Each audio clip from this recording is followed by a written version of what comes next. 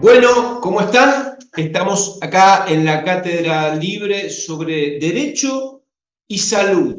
La verdad que siempre que hablo con estudiantes de medicina o con médicos, hago esta reflexión y digo, ¿por qué vamos a hablar de derecho con profesionales de la salud o con estudiantes que ya están en el último tramo de la carrera? Bueno, si estuviésemos presencialmente, me gustaría escuchar cuál sería la respuesta que se le ocurra a cada uno de ustedes. No va a faltar oportunidad, pero adelanto que tenemos que hablar de derecho en ámbitos de salud porque cada vez más el ámbito del derecho se va introduciendo en lo que es la actividad de los profesionales de la salud. Algo que quizás ustedes hoy lo ven lejos, pero después en la trinchera, en el día a día, se ve patentizado en cada paciente que atendés. Por eso es muy importante, y la verdad que hablar de estos temas en este momento de la carrera es fundamental, aunque lo veas lejos, es muy importante que ustedes se vayan preparando, no solamente con los conocimientos necesarios, sino también desde un punto de vista emocional y saber que la actividad de los médicos no es solo asistencial. El derecho a la salud de las personas implica también el derecho a ser informados. ¿Y cómo se informan los pacientes a través de sus derechos vinculados a la salud? A través de ustedes. Es decir, ustedes son la cara del sistema público, del sistema privado, que ve el paciente en cada consulta y ustedes, a partir de estas leyes que fueron surgiendo en los últimos años, son los encargados de hacerles saber a los pacientes sus derechos vinculados a la salud. ¿Cuáles? Bueno, están en la ley de derechos del paciente. Si vamos a un tema específico, la ley que tiene que ver con la IVE y la ILE. ¿Qué otros derechos? El derecho a la muerte digna, a la adecuación del esfuerzo terapéutico, o por ejemplo, todo lo que tiene que ver aquellos que el día de mañana orienten esta actividad tan hermosa de ser médicos dentro del ámbito de la salud mental, la tan nombrada ley de salud mental. Como ven, con estos poquitos ejemplos les voy contando cómo el derecho de a poco se ha ido metiendo en el mundo de la medicina y hoy los médicos tienen que saber que son fuente de información de los pacientes sobre sus derechos vinculados a la salud y además hay otra faceta que tiene que ver con el derecho que involucra a los médicos. Una es esta que acabamos de decir, todo lo que tiene que ver con la información hacia el paciente. Pero después hay otra faceta. ¿O acaso no me van a decir que nunca escucharon sobre la cantidad de juicios que hay contra los médicos? Sí, es una triste realidad que no es exclusiva de la Argentina, es a nivel mundial. La responsabilidad de los médicos, los juicios contra los médicos, la mal llamada mala praxis. ¿Y por qué digo mal llamada? Porque es una especie de estigma que hay contra los médicos y el tema de los juicios por mala praxis. Bueno, existe entonces, además de la faceta del deber de informar a los pacientes sobre los derechos que tienen, otra cuestión vinculada con el derecho que tiene que ver con esos juicios de supuesta mala praxis o, si lo queremos llamar de manera correcta, juicios por responsabilidad profesional. Cuando hablamos de responsabilidad, uno siempre tiende a decir, bueno, ¿qué es la responsabilidad? Bueno, llegar temprano, ponerme guantes antes de revisar a un paciente, bueno, sí, esos son actos responsables. Pero cuando hablamos estrictamente desde el punto de vista del derecho, cuando hablamos de responsabilidad, estamos dando otro sentido a la palabra. Estamos dando el sentido de que si yo soy responsable de tal situación y pasa algo, me tengo que hacer cargo. Es decir, es la obligación de reparar un daño, por ejemplo, en términos jurídicos se llama la responsabilidad profesional. Ahora lo vamos a ver en unas imágenes que tenemos para compartir con ustedes, que siempre hace un poquito más ameno el desarrollo de estos temas que son tan poco queridos, ¿no?, por el médico. Pero quiero decirles una cosa, yo sé que cuanto más lejos ustedes tengan los temas legales, mejor están. Pero así como les digo eso, también les quiero decir que después de tantos años de trabajar para los médicos a través de la Asociación de Médicos Municipales, por ejemplo, les quiero decir que es muy importante que ustedes sepan estas cuestiones para evitarse problemas cuando empiezan, cuando dan sus primeros pasos en la carrera. Así que tenemos unas imágenes para compartir con ustedes que tienen que ver justamente con esto, la responsabilidad profesional y jurídica, la responsabilidad profesional del médico. Y esto tiene que ver con una situación que se viene dando en los últimos años y a partir de la cual es un trabajo absolutamente necesario a desarrollar con los alumnos. Miren ustedes, cuando hablamos de mala praxis, y justamente la forma más mencionada de mala praxis es todo lo que tiene que ver con los médicos, pero todo lo que tiene que ver con la responsabilidad profesional, o la mal llamada mala praxis, involucra también a todos los profesionales. Por ejemplo, hay mala praxis en la abogacía porque el abogado tiene que manejarse dentro de un marco que regula la actividad y si se corre de ese marco de obligaciones y provoca un daño, tiene la obligación de reparar ese daño. Lo mismo con los contadores, lo mismo con los escribanos y lo mismo con la arquitectura. Es decir, este sujeto, supongamos que es un conductor profesional, está cometiendo una mala praxis y si hablando por celular, algo que coincidimos todos, está prohibido, es decir, no está permitido manejar usando un celular, si le provoca la muerte a alguien, va a tener que responder. Después vamos a ver esa responsabilidad, qué ámbitos tiene. Desde ya les adelanto que hay distintos tipos de responsabilidad, la civil y la penal. Bueno, este individuo, un profesional de la conducción, porque tiene que tener un carnet profesional para conducir ese auto, si habla por celular, está violando un deber de cuidado que está a su cargo y si provoca un daño lo va a tener que reparar. Lo mismo los ingenieros, los arquitectos, si proyectan un barrio en un lugar donde se inunda, el día de mañana, si se determina que esas inundaciones eran previsibles y que estos ingenieros y arquitectos no tomaron en cuenta todo lo que tenían que tener para decir, bueno, acá se puede construir un barrio, pueden ser sometidos a un juicio de lo que conocemos como mala praxis o responsabilidad profesional. Lo mismo una persona que trabaja en una entidad financiera, ¿no es cierto? O lo mismo todo lo que tiene que ver con el impacto ambiental a partir de controles deficientes, no solamente controles del Estado, sino de las propias empresas.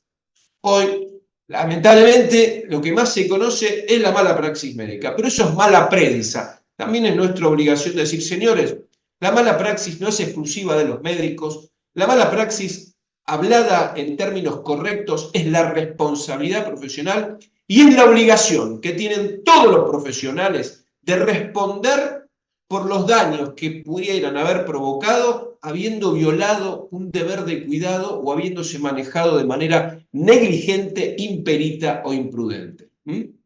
Bueno, vamos a lo que nos compete, la responsabilidad de los médicos.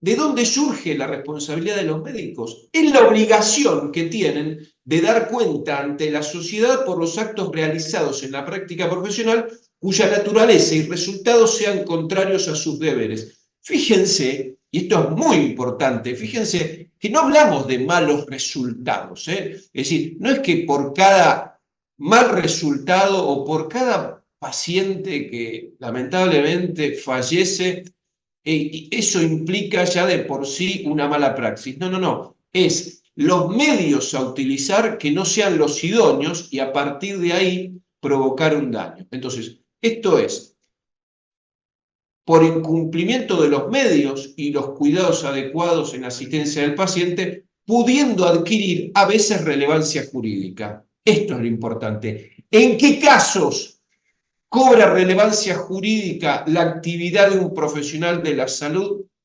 si provocó un daño? Cuando fue negligente, imperito o imprudente o violó algún deber de cuidado a su cargo. Y esto tiene que demostrarse en un proceso judicial. También surge de la aplicación y cumplimiento de las normas que regulan la actividad. Seguramente lo escucharon, pero una sociedad se rige por normas, es decir, hay leyes generales. No matar al otro, no robar al otro. Bueno, esas son normas generales. es lo que se llama un ordenamiento jurídico. Cada sociedad tiene un ordenamiento jurídico, un conjunto de leyes que regula la vida en sociedad, ¿no? Porque si no, yo entro a la casa de mi vecino, me llevo lo que me gusta, y entro a un negocio, me voy sin pagar. Bueno, hay reglas, hay normas, hay leyes que regulan esta vida en sociedad que llevamos adelante. Bueno, con respecto a cada profesión, además de las normas generales que todos conocemos, los abogados tienen unas normas específicas que debemos cumplir, los médicos tienen normas específicas y así con las distintas profesiones. Entonces, el Código Civil tiene normas vinculadas a la actividad de los médicos, hay leyes especiales que tienen que ver con la actividad de los médicos, la más famosa y creo la primera es la Ley de Ejercicio Legal de la Medicina, que es del año 1964, 1967, sigue vigente y lo que se fue haciendo es modificar algunos artículos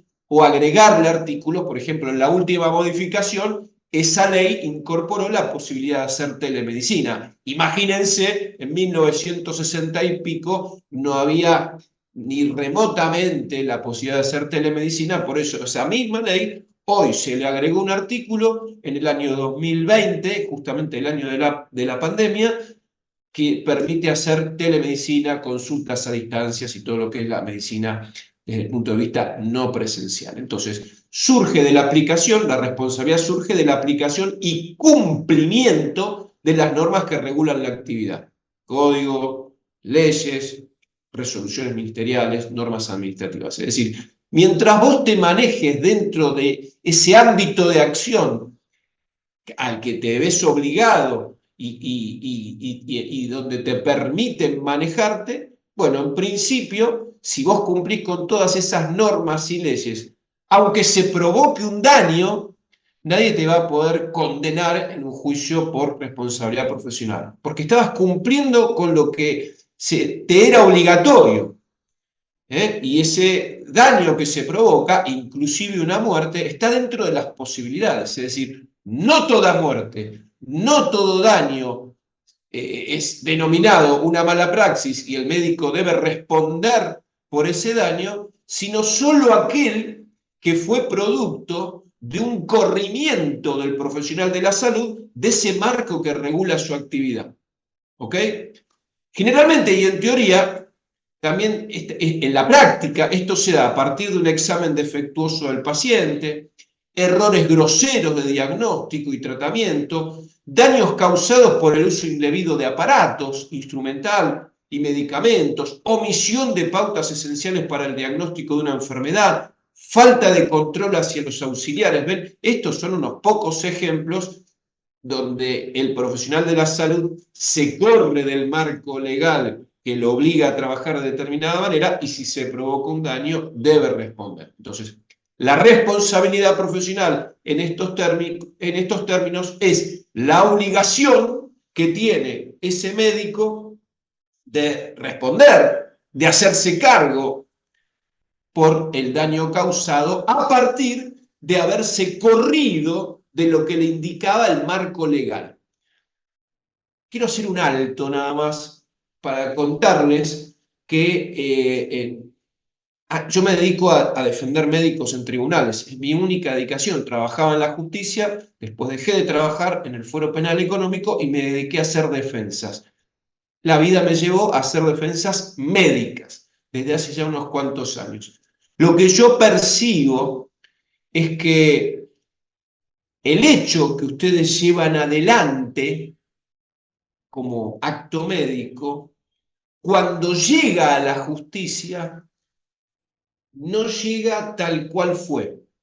Y los jueces y los peritos los evalúan a los médicos a partir del acto tal como fue reconstruido y no del acto o del hecho real. Después voy a desarrollar un poco esa idea, pero les voy dejando algo picando ahí, es, che, no solamente tenemos que manejarnos dentro de lo que es el marco normativo y tenemos que conocer las leyes que regulan nuestra actividad, porque de lo contrario, si no conocés las leyes que regulan la actividad de los médicos, es como salir a manejar por la ciudad, por cualquier ciudad del mundo, sin saber qué significan esas tres lucecitas de colores que están en las esquinas o en algunas esquinas, rojo, amarillo y verde. Si no sabes qué significan esas luces, vas a chocar y vas a provocar un daño y seguramente vas a tener que responder por ese daño. Es decir,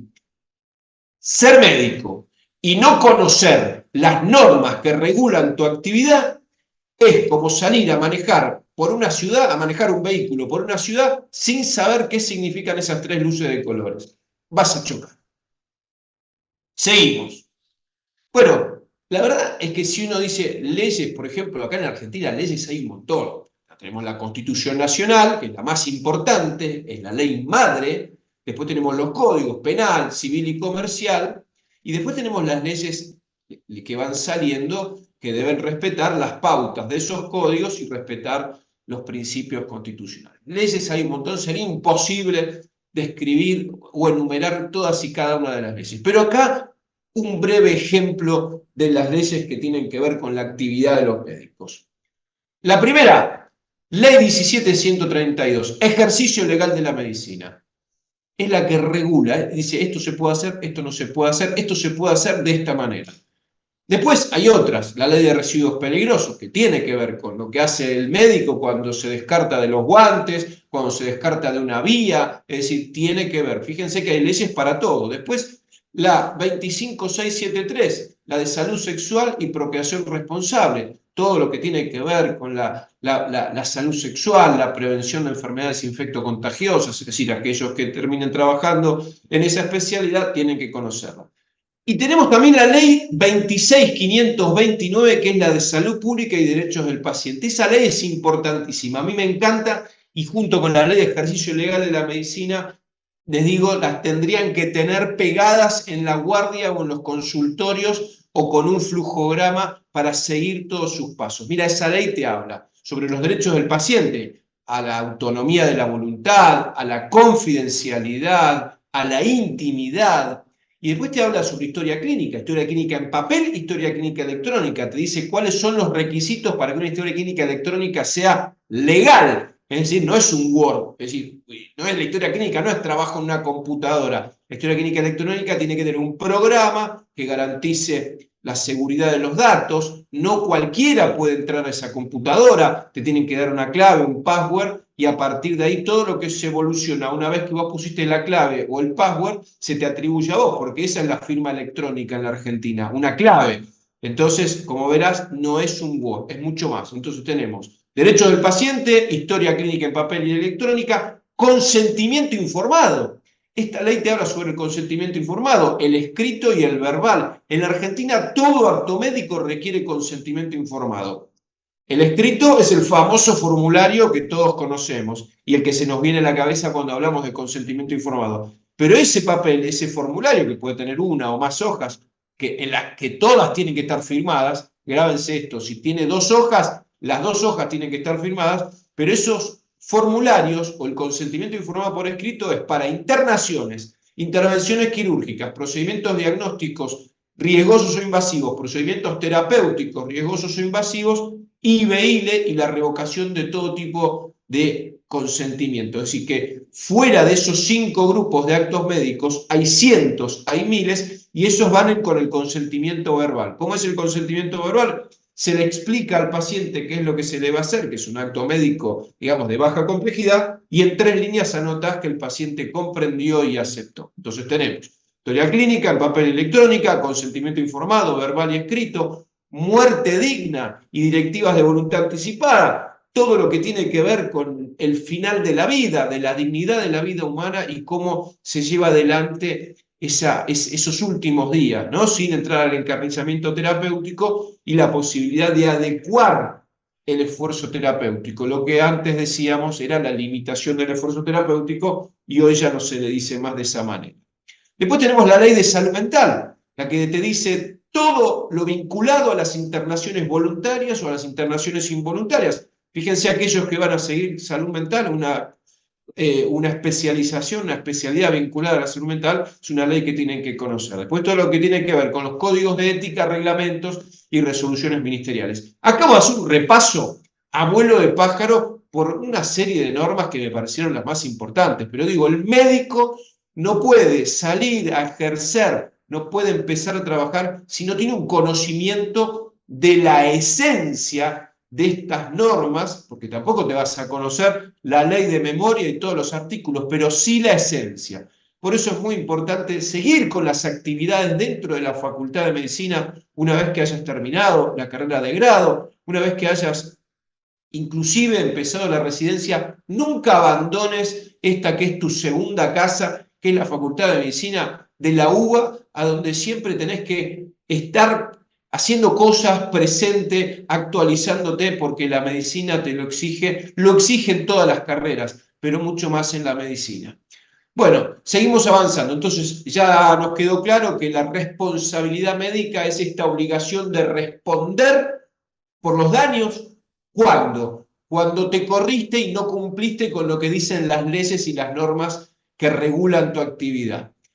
Vamos a otra parte. ¿Qué tipo de responsabilidad hay? Porque yo les dije, les adelanté que hay distintos tipos de responsabilidad. Es decir que, bueno, cuando hablamos de reparar daños, cuando hablamos de pagar el daño, de pagar lo que le salió, lo que implica en costo económico a una persona haber perdido, no sé, una pierna, haber perdido un ojo, o lo que representa para la familia en términos económicos la pérdida de un familiar que quizás era el sustento de su familia. Porque esto lo quiero decir, para nosotros los abogados por ahí es un poco más cotidiano. Un médico dice, bueno, pues se muere una persona, tengo que pagar porque se murió una persona. Bueno, todo daño se traduce en un monto económico cuando la víctima elige esa vía. Porque cuando vos recurrís a la justicia, podés decir, bueno, ¿qué quiero yo? ¿Quiero plata por lo que pasó? Bueno, entonces ahí hablamos de un proceso civil. Cuando se habla de proceso civil, cuando ves la palabra civil en algún documento, eso tiene que ver con reparar el daño desde el punto de vista económico. Se habla de una indemnización. En los procesos civiles, por ejemplo, no está en riesgo tu matrícula, sino lo que está en riesgo es que un juez diga, señor, por haber provocado este daño, usted tiene que pagar tanto.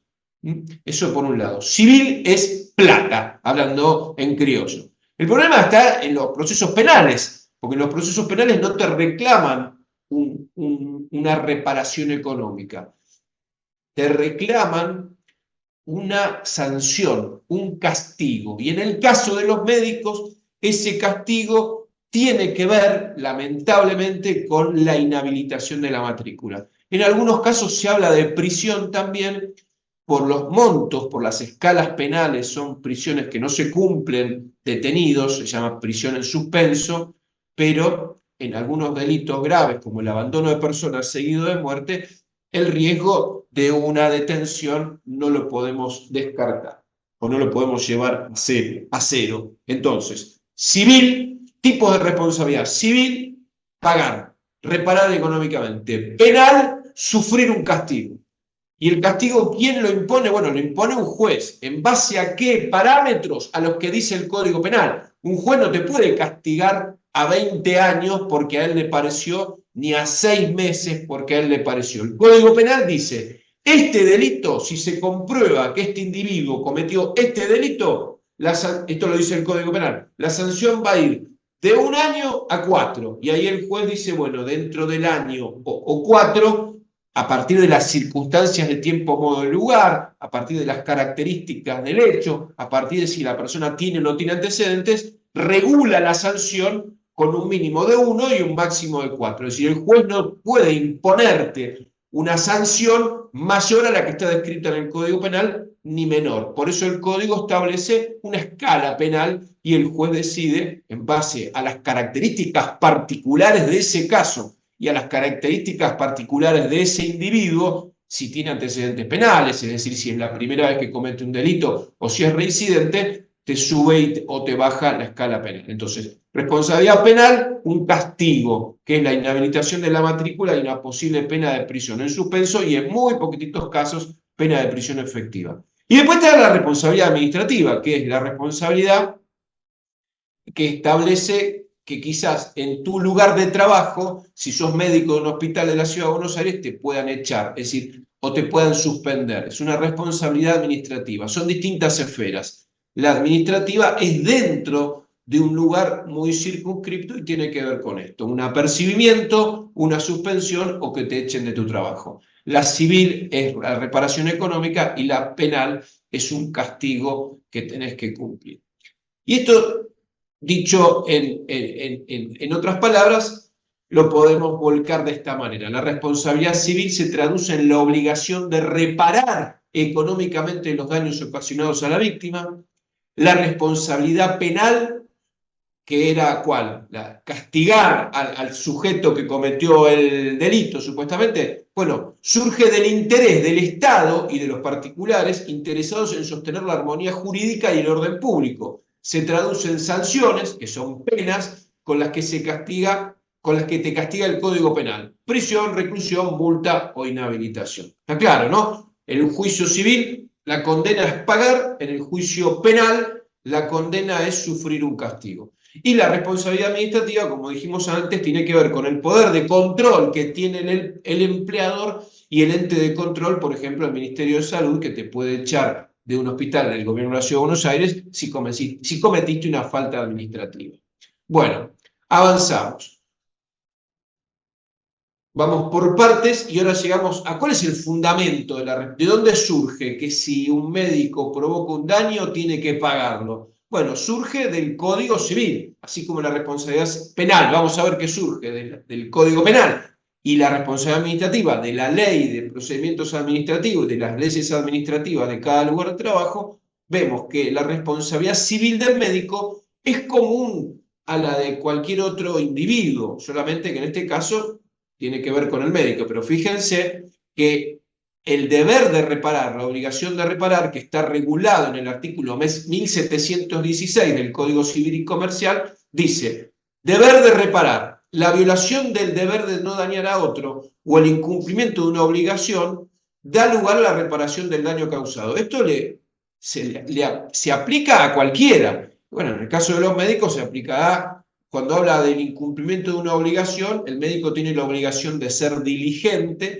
En el caso de que se compruebe que fue negligente o que violó un deber de cuidado a su cargo, puede verse condenado y tener la obligación de pagar. Obviamente que en el proceso hay una acusación y hay una posibilidad de defenderse, y a partir de esa colisión de versiones, porque el que te acusa dice que hiciste todo mal y vos vas a decir que hiciste todo bien, después va a ser el juez en base a las pruebas y en base a las pericias médicas el que defina. Cuando hablo de pericias médicas, la fundamental, si hubo una muerte, es la autopsia, por ejemplo, que es lo único que en algunos casos puede determinar de qué se murió un paciente. Por eso les digo que nunca se arriesguen a decir, no, se murió de tal o cual cosa. Pará. Lo único que en algunos casos puede determinar la verdadera causa etiológica de muerte es la autopsia y el histopatológico, que es el examen microscópico de las vísceras. Entonces, el fundamento legal de esta obligación que tenemos todos de reparar los daños que causamos surge de este artículo del Código Civil y Comercial de la Nación,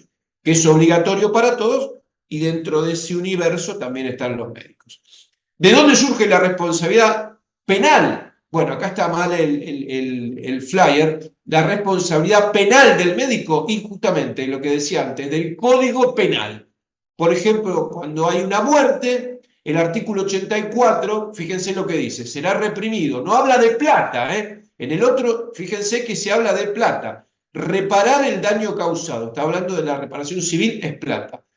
Será reprimido, no de reparar, reprimido, es decir, castigado con prisión de 6 meses a 5 años e inhabilitación especial en su caso por 5 a 10 años, el que por imprudencia, negligencia, impericia en su arte o profesión o inobservancia de los reglamentos o los deberes a su cargo, causare la muerte a otro. Es decir, es no solamente el médico, el conductor de un automóvil, el arquitecto, cualquiera que por su arte o profesión, violando las obligaciones que tenía a su cargo, provoca una muerte, tiene que responder y puede ser castigado. ¿Está claro? Es decir, no voy a ser castigado por todo paciente que se muera. Voy a ser castigado, o posiblemente puedo llegar a ser castigado, por aquel paciente que se murió y se prueba que hubo de mi parte un alejamiento de las normas de cuidado o se probó que fui negligente, imperito, imprudente. Lo mismo en el caso de las lesiones. El anterior era el homicidio. Esto se llama homicidio culposo. Todo lo que es culposo es sin intención, ¿eh? Cuando hablamos de culposo, estamos hablando de no intención de matar. Cuando hablamos de lesiones culposas, no hay intención de provocar la lesión, pero bueno, se provoca. La contracara de eso es doloso. Doloso es intencional, culposo no es intencional, no hay voluntad de provocar ese daño, sino que por un accionar negligente, imperito e imprudente se provocó ese daño o la muerte. Y el artículo 94 dice, se impondrá, ven que tampoco habla de reparar ni de pagar, prisión de 1 mes a 3 años o multa de 1.000 a 15.000 pesos, la multa no es reparar, la multa es una forma de castigo, e inhabilitación especial por 1 a 4 años al que, otra vez, la misma fórmula, por imprudencia o negligencia, por impericia en su arte o profesión o por inobservancia de los reglamentos o deberes a su cargo, causare a otro un daño en el cuerpo o la salud. Entonces, volvemos a la misma fórmula legal. ¿Qué pasa en el caso práctico de los médicos? ¿Qué les hacen? ¿Juicio civil, juicio penal o ambos? Bueno, esto tiene que ver con estrategia del demandante, casualidad o conveniencia. ¿Por qué digo conveniencia? Porque como vamos a ver ahora, el juez penal, miren a la derecha de la imagen, el juez o el fiscal penal investigan el hecho denunciado. Es decir, que si una persona quiere denunciar una mala praxis, si lo hace desde el punto de vista penal, el que investiga es el fiscal. Con solo ir a hacer una denuncia a la comisaría, ya el Estado, precavido, pensando que quizás alguien cometió un delito, se pone a investigar y quizás lleva a juicio a un médico o a varios médicos sin que la víctima haga nada. Entonces, volvemos un poquito para atrás. Juicio civil, penal o ambos. Y va a depender de la estrategia o de la casualidad. ¿Por qué? Porque el juicio penal lo lleva adelante el juez o el fiscal. En realidad ya casi no quedan jueces que investigan. Es algo muy técnico. Antes había un código que permitía que el juez investigue. Ya casi no hay jueces que investiguen, queda un resabio en el Código Procesal Penal de la Nación, pero en general los jueces delegan la investigación en el fiscal. ¿Por qué? Y porque en definitiva son los que van a terminar resolviendo, así que es una suerte de sinsentido que aquel que está en una función de decidir mi suerte sea a su vez el que investigue. Así que en general lo que pasa es que el que investiga es el fiscal y el juez es el que decide. En cambio, la función del juez civil es que el derecho civil es derecho privado. Es decir, yo tengo un conflicto con mi vecino, si en algún momento nos ponemos de acuerdo, el juez se desentiende del problema. El Estado nos presta un juez simplemente para que diga quién tiene razón. No hay una investigación por parte del Estado en el fuero civil. El fuero civil es derecho privado, lo resuelven entre las partes, si quieren, si pueden, y si no, el juez decide quién tenía razón. En cambio, el derecho penal es derecho público y el Estado, a través del fiscal, investiga y te puede llevar a juicio o no. La carga de la prueba. La carga de la prueba, en ambos tipos de proceso, el que acusa a alguien tiene que probar que la persona a la que acusa fue la que cometió la conducta por la cual dice que debe ser reparado o por la cual dice que el fulano debe ser castigado. Eso es en la teoría. En la práctica, y sobre todo porque el Código Civil del año 2015 habla del concepto de la carga dinámica de la prueba, en la práctica, amigos, en la práctica, siempre que vas a tribunales, tenés que ir con prueba que respalde lo que vas a decir. Como siempre, y me imagino que debe pasar también en medicina, una cosa es la teoría y otra cosa es la práctica. En la práctica, si te toca ir a tribunales, es mejor que vayas con documentación o con pruebas que acrediten lo que vos vas a decir. Y si sos médico, ¿cuál es la mejor manera de acreditar que hiciste lo que decís que hiciste? La historia clínica, una buena historia clínica, un buen registro de los actos médicos, donde conste que se le pidieron interconsultas, donde conste que las interconsultas se llevaron a cabo, donde conste que se le pidieron al paciente estudios complementarios y que se llevaron adelante maniobras semiológicas, que palpaste ese abdomen. Es decir, no quiero entrar en detalles que puedo llevar a números infinitos de las prácticas, maniobras semiológicas, estudios complementarios, interconsultas. Es decir, la carga de la prueba, en teoría y en principio, está del lado de quien acusa. En la práctica, les recomiendo hagan buenas historias clínicas, buenos consentimientos informados, porque en la práctica, cuando un médico va a tribunales, es mejor y le va mucho mejor cuando puede acreditar con una buena historia clínica, esto es una historia clínica en papel, una antigüedad, que hizo todo lo que tenía que hacer con respecto a la clínica que presentaba ese paciente. Bueno, ¿qué es la negligencia? Bueno, es el descuido, la omisión. La negligencia es un hacer de menos, es el descuido, es la omisión o falta de aplicación o diligencia en la ejecución de un acto médico. Es decir, es la carencia de atención durante el ejercicio médico. Puede configurar un defecto o una omisión. A mí me gusta describirlo como un hacer de menos. Es no guardar la precaución necesaria. ¿Qué es la imprudencia? Es realizar un acto con ligereza, es un imprudente, sin las adecuadas precauciones, es decir, es la carencia de templanza o moderación, o también la conducta contraria a la que el buen sentido aconseja. Emprender actos inusitados fuera de la corriente, hacer más de lo debido, implica una conducta, es o implica una conducta peligrosa. Entonces, la negligencia es un hacer de menos, la imprudencia es un hacer de más, y la impericia, bueno, es no tener la pericia necesaria, no estar a la altura de las circunstancias, no hagas una cirugía para la que no te sentís preparado, no atiendas a un paciente y le des el alta si pensás que otro te puede dar otra visión un poco más desde una especialidad como para cerrar el tema, ¿ok? ¿Y qué es la violación o inobservancia de un deber o reglamento? Bueno, es otra forma de accionar culposa. Ya vimos que es la negligencia, que es un hacer de menos, que es la imprudencia, que es un hacer de más, que es la impericia, que es no estar a la altura de las circunstancias, y la violación o inobservancia de un deber o reglamento es, tengo este reglamento, tengo este protocolo y lo incumplo. Me tengo que poner los guantes. Para hacer esta cirugía hay que llevar adelante tales prácticas, hay que pedir tales o cuales estudios prequirúrgicos y lo incumplo. Es una forma de acción culposa que se configura cuando existiendo una exigencia o una orden verbal o escrita dispuesta con fines de prevención de un daño y ordenado por un superior responsable, el subalterno no le da cumplimiento generando un daño al paciente. ¿Ok? Entonces, esa es la inobservancia de un deber o de un reglamento.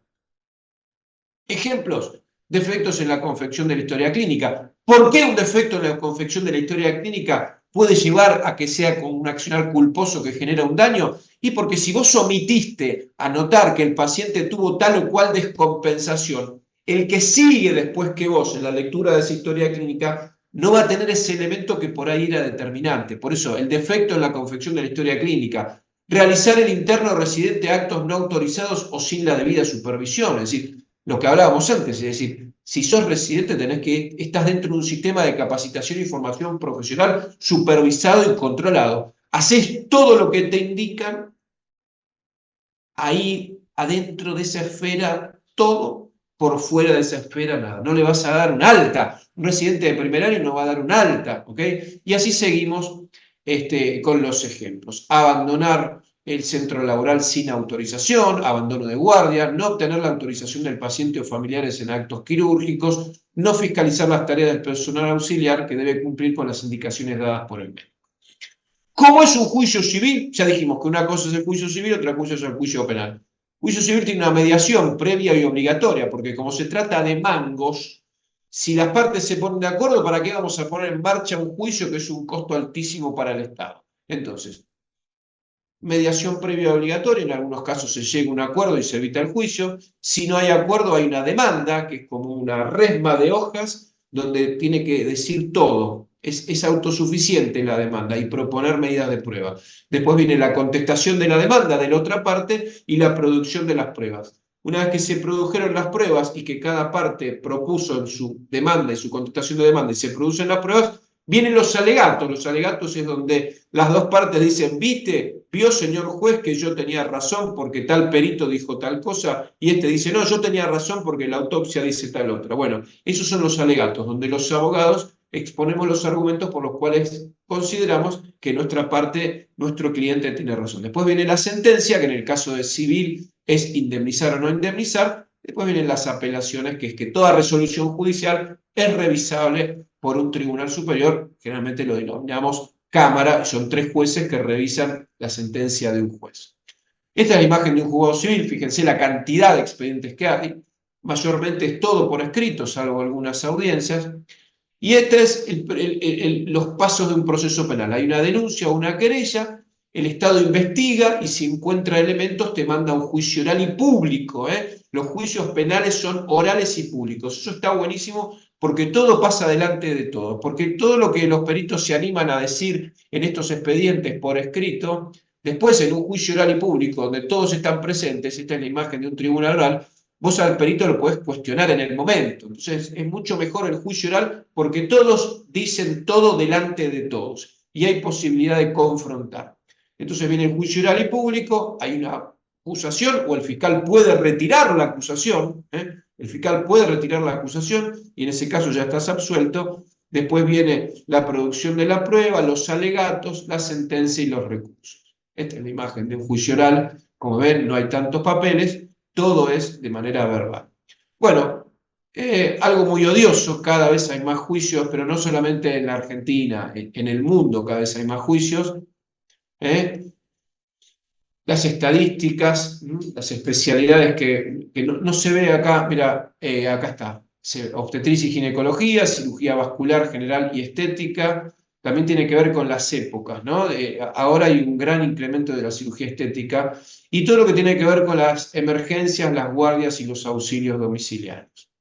Bueno, hablamos de la responsabilidad de los médicos, hablamos de la responsabilidad civil, de la responsabilidad penal, qué implica cada una. Acá un poquito de catarsis y propuestas para mejorar esta situación, porque esta clase tiene la idea de que ustedes tomen conciencia de esta realidad, que es la realidad imperante en el médico que trabaja todos los días. Pero bueno, vamos a desmenuzar un poco cuáles son las causas de esta litigiosidad, un exceso de demanda por un sistema público colapsado, la cantidad de pacientes por un médico en un sistema privado mercantilizado, el deterioro en la relación médico-paciente, porque esta cantidad de pacientes que tenés que atender hacen que al paciente, vos veas muchos pacientes y también hace que el paciente vea muchos médicos. El mal uso de la información por parte del paciente a través de la internet, hoy la inteligencia artificial, hoy el paciente te viene ya, en muchos casos, pidiéndote estudios, ya googleó o puso en la inteligencia artificial sus síntomas y viene a exigirte. Bueno, todo esto lleva un trabajo personal con el paciente y explicarle que la medicina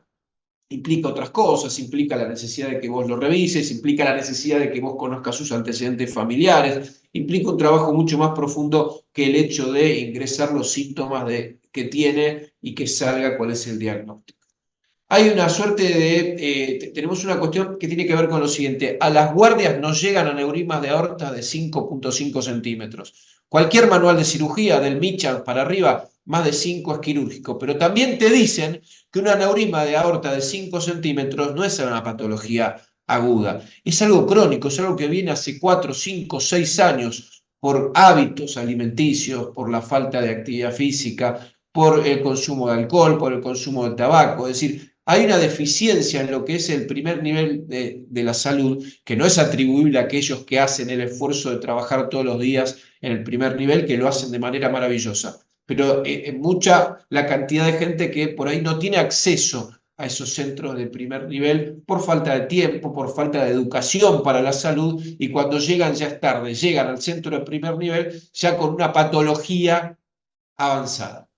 Industria del juicio, hay que decirlo, hay estudios que se dedican a hacer juicios contra médicos y peritos médicos que se dedican a opinar en contra de los médicos aun cuando hace años que no hacen medicina asistencial, o lo que es peor aún, cuando no tienen la especialidad. Soy implacable en un juicio cuando un perito, por más que sea médico legista, opina de una especialidad sobre la que nunca trabajó. Es decir, hoy no podemos permitir que, por ejemplo, un obstetra esté opinando en una causa de traumatología. Bueno, después el beneficio de litigar sin gastos es algo un poco más técnico y la baja incidencia en costas en el foro penal. Hay que exigir que cuando el paciente pierde el juicio, pague los costos, ¿no? Que le duela. Desconfianza, otra consecuencia. Hablamos de las causas y debe haber muchas más. A ustedes seguramente se les han ocurrido, las pueden aportar y serán bienvenidas para agregarlas a la clase. Consecuencias, desconfianza entre el médico y el paciente. Problemas de salud, familiares, laborales y económicos para los médicos. Se observan severas depresiones y serios problemas de salud física en los profesionales de la salud y su entorno familiar. En algunos casos decidieron abandonar su actividad asistencial. Aumento de la cantidad de estudios complementarios y medicina a la defensiva. Dos reflexiones. Cuando uno le dice a alguien que le gusta andar en moto, usa casco, no le está diciendo no andes más en moto, y si le mostrás una foto de una fractura de cráneo con pérdida encefálica, con pérdida de masa encefálica, no le estás queriendo meter miedo para que deje de andar en moto, le estás diciendo usa casco. Cuando vos le decís a un estudiante de medicina o a un médico todas estas cosas, no le estás diciendo cambia de carrera, porque ustedes tienen más vocación que un bombero. Creo que deben venir los bomberos y ustedes se deben estar peleando el primer puesto. Un bombero que se mete en una casa en llamas, en un edificio en llamas para sacar a una víctima, y ustedes que están en las guardias permanentemente salvando vidas o trayendo vidas al mundo. No, me saco el sombrero por los bomberos y por los médicos. Y la idea no es que tengan miedo, la idea es que lo hagan de manera segura, que se cuiden ejerciendo la profesión y que cuiden esa matrícula que tanto trabajo les da conseguir. Y con respecto a la medicina a la defensiva, no se trata para evitar juicios de pedir estudios que no corresponden por las dudas, porque ustedes también son administradores de un sistema y cada tomografía que pedís de más que no corresponde es una tomografía menos de alguien que por ahí sí la necesita. Cada derivación a terapia intensiva que haces, cuando quizás no corresponde, deriva en que hay una cama menos de terapia intensiva cuando alguien que realmente la necesita. Entonces, esto no se trata de hacer medicina a la defensiva, ni de aumentar la cantidad de estudios complementarios. Se trata de una buena anamnesis, de buenas maniobras semiológicas, de que la clínica es soberana y se complementa con estudios complementarios, pero no de más ni de menos, los justos, los que estén indicados según la clínica que vaya presentando el paciente. Obviamente que si esos estudios complementarios no nos van sacando de ese diagnóstico presuntivo, iremos avanzando de menor a mayor. Consecuencias, la desconfianza, esto ya lo vimos. Propuestas, porque no nos quedamos en la queja de decir, pasa esto, no, vamos con las propuestas. Propuestas, trabajemos en la prevención, trabajemos en propuestas para que ustedes trabajen más seguros. Elaborar una base de datos sobre consecuencias no deseadas más frecuentes, eso es importantísimo, nos sirve para hacer mejores consentimientos informados, porque las consecuencias no deseadas no son mala praxis. El efecto adverso de una cirugía no implica que la cirugía no fue exitosa, sino que forma parte de las consecuencias de esa cirugía o de ese acto médico o de ese procedimiento determinados efectos adversos o complicaciones. Establecer guías y normas de servicio. Yo, por ejemplo, en los casos de obstetricia, utilizo a full las normas de servicio de la maternidad SARDA. Por ejemplo, me sirve para defenderlo. Es decir, mi cliente actuó conforme a estas normas de servicio. ¿Qué es lo que volvemos al principio? Cuando un médico actúa dentro del marco legal establecido para su profesión, por más que se haya producido un daño, no puede ser castigado. Trabajar sobre la prevención. Esto es trabajar sobre la prevención y lo estamos haciendo antes de que ustedes se reciban para que ya salgan con esta matriz vinculada con la prevención del riesgo médico legal.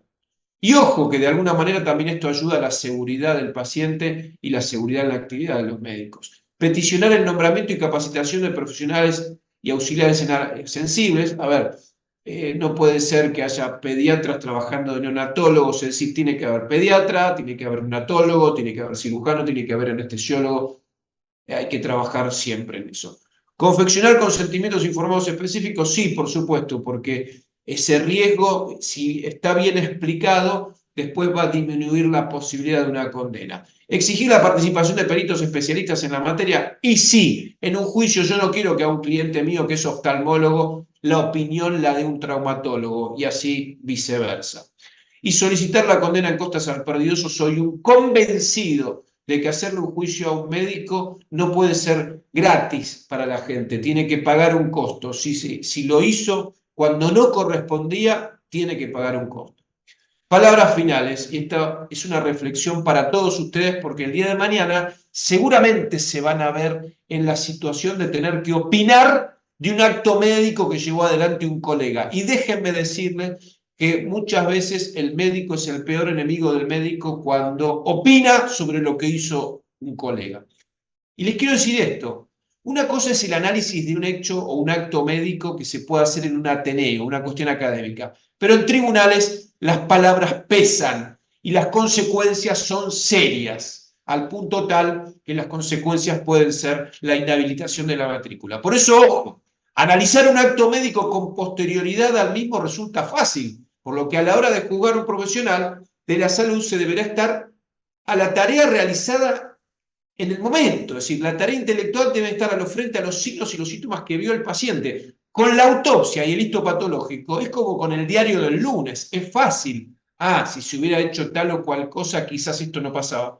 Pero hay que ponerse en el lugar del médico, el día, a la hora, en el lugar en el que estaba, con los medios que tenía, con los signos y síntomas que vio, no con los que tuvo el paciente al día siguiente, con los que vio este día, y juzgar la conducta profesional de ese médico con lo que él tenía en ese momento, no con los signos y síntomas que vio otro profesional al día siguiente en otra guardia y tampoco, de ninguna manera, con los elementos que surgen de la autopsia, porque si no sos injusto.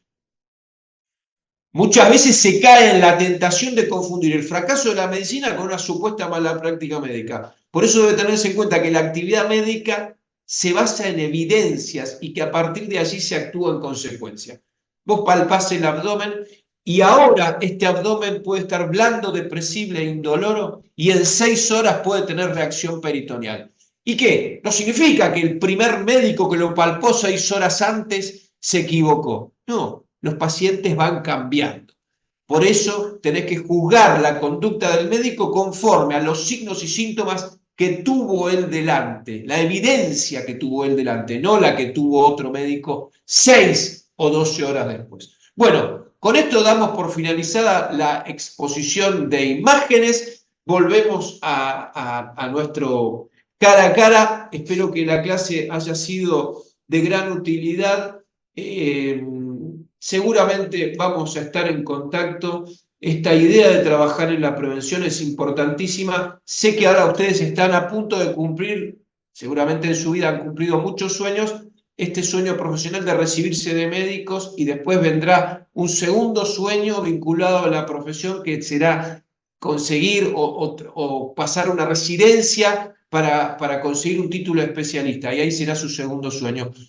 Acuérdense de todas estas pautas.